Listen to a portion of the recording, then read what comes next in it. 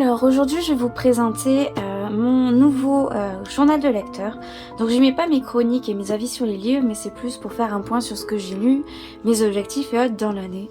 Donc c'est un carnet qui vient de chez Notebook Therapy, c'en est un avec une petite sorcière, je sais pas s'il se fait encore. Donc sur la tranche nous avons un petit champignon et une lune, une sorcière à l'avant. Et nous avons sur la tranche des petites lunes, des champignons, des potions, etc. Sur les dorures. Les dorures, c'est de l'argent. Donc, je vais vous montrer ce que j'ai préparé pour cette année. Donc, il me fera plusieurs années normalement, parce que comme je mets pas mes avis et mes chroniques sur les livres, forcément ça prendra moins de place.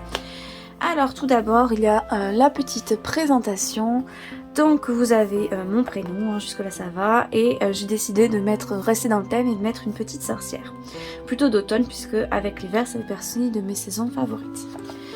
Alors j'ai laissé celle-ci vide parce que je ne voyais pas écrire dessus. Celle-ci est très simple, donc Reading Journal 2022 avec un petit livre, etc. Un peu de couleur, j'en ai pas trop mis, puisque je me sens pas trop, je suis pas très bonne en dessin, donc je fais avec ce que je sais faire. Juste derrière, je mets mon objectif de lecture pour l'année 2022. Mon objectif, c'est d'en lire une dizaine de plus. Donc mon objectif pour l'année qui arrive, c'est d'en lire 50. Juste à côté, je mets un calendrier Booktube parce qu'autant pour 2021, j'ai réussi à me challenger pour sortir et me retrouver une routine pour sortir des chroniques. Parce que si vous avez remarqué, si vous regardez mon blog, depuis cet été, j'ai une chronique qui sort par semaine. Parce que j'ai réussi à trouver un rythme et une façon de faire qui fait que je peux réussir à le faire. Donc mon challenge, ça sera de sortir une vidéo par semaine sur le thème de la lecture, parce que j'ai largement de quoi faire, puisqu'avec toutes mes lectures en retard et autres, surtout avec éventuellement des vidéos où je vous montrerai mon carnet de lecteur, le nouveau, et je trouve que ça peut être assez intéressant et facile de réussir à en faire une par semaine. Le problème, c'est filmer et surtout monter tout ça. Ce qu'il y a derrière, c'est des fiches que je vais continuer à garder, utiliser sur les années qui suivent aussi. Ce sont toutes les séries, tous les livres que Rick Riordan a écrits autour des déités. Donc celles qui sont surlignées, ce sont celles que j'ai déjà lues. Et les autres, c'est celles qui me manquent. Donc Percy Jackson et les héros grecs. J'ai aussi mis ceux qui sont en anglais comme The Demigod Diaries, Diary of Luke Castellan. Donc j'aimerais bien tous les lire. Je pense que je vais quand même faire une priorité sur tous ceux qui sont en français. Donc il va falloir que je commence par celui-ci et ensuite récupérer les chroniques de Kane, voilà. Et de temps en temps, je pense qu'à un moment, je m'amuserai à prendre ceux en anglais également. Dans le même genre, on a les Lance-Dragons, où là, il y en a beaucoup. Il y en a encore là, voilà, ça s'arrête ici. C'est dans l'ordre de lecture plus ou moins, par séquence, etc. Donc je sais pas si je réussirai à suivre le rythme à ce niveau là ou pas. Pour moi c'est la saga d'une vie, donc je suis pas pressée de le terminer dans l'année qui arrive, ce sera pas possible de toute façon.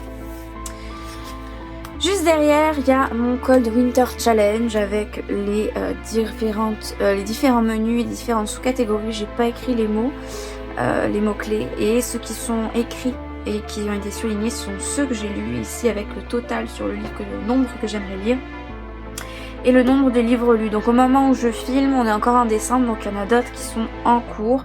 Par exemple, celui-ci, je l'ai pas encore surligné, mais je l'ai terminé. Et j'ai lu plus de la moitié des dieux de All Mountain. Et si je l'ai mis au crayon papier, c'est parce que de temps en temps, je change par un autre livre qui me tente mieux et qui reste dans le thème. Donc par exemple, normalement fin décembre, j'en aurais lu 5 sur 16. Donc je reste à peu près sur mon objectif de ce que je m'étais fixé. Et dans le journal, il y avait également ce petit trombone en forme de chapeau de sorcière que je mets sur le challenge. Ici, comme pour les autres, comme j'ai décidé de faire un challenge donc personnel et des lectures communes sur l'assassin royal, donc concrètement à la fin de 2022, je serai censée avoir lu jusqu'à l'éveil des eaux dormantes. J'ai décidé aussi d'écrire tout ce qu'il y avait sur le royaume des anciens, et il y en a beaucoup moins que les deux autres que vous avez vus, même si ça peut faire beaucoup, vu comme ça. On en arrive donc enfin au mois de janvier. Donc je suis pas très douée, j'ai pas reçu mes autocollants qui se sont perdus semblerait-il. Donc j'ai imprimé et j'ai collé avec mon imprimante qui est pas géniale, mais je trouve que ça fait le taf. Donc j'ai mis le mois de janvier, jusque là ça va. Comme j'aime voyager par les livres, on voyage autour du monde, les valises, des lectures, de l'écriture et Gomi. Je le trouvais mignon, c'est tout. Ici on a ma pile à lire, donc l'Assassin Royal pour le tome 1, puisque premier mois, première lecture commune sur cette saga. Ensuite Gardien des Cités Perdues, tome 4. Lance Dragon, tome 3, Nevernight, tome 2 et Les Contes Merveilleux de Grimm. Je dis pas que Nevernight risque pas de passer au mois de février pour avoir la place pour un livre plus petit si jamais ça devient compliqué, puisque l'Assassin Royal, je pense que ça va le faire, Gardien des Cités Perdues sans aucun problème. Lance Dragon, je peux avoir du mal à reprendre derrière. Contes Merveilleux de Grimm, c'est un tout petit livre, donc je pense que ça peut le faire sur 5. Sachant que comme je suis prof, potentiellement la rentrée va être retardée, donc j'aurai peut-être un peu plus de temps, je ne sais pas.